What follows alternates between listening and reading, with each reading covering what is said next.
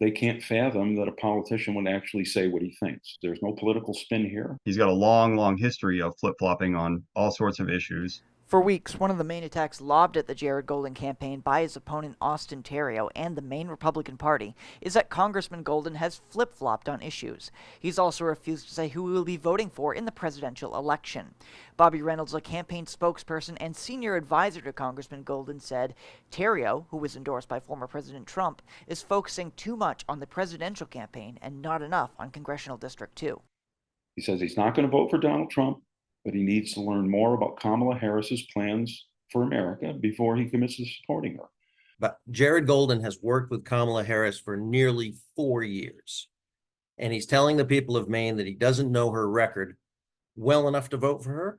Republicans point to specific instances of the so-called flip-flopping, including changing his stance on gun rights following the Lewiston mass shooting and border security.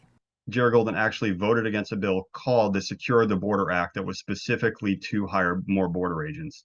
That's not part of some omnibus. That was just him voting on that issue.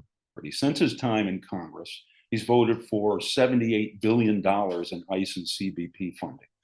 The bill they're citing is H.R. 2, which was a partisan bill with poison pills in it that was intended for one thing, exactly what they're doing.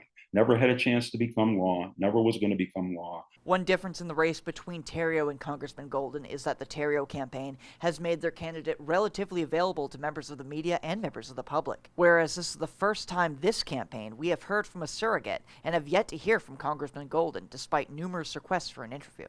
It's funny that he says he's working on things because people are barely seeing him anywhere. He's a workhorse.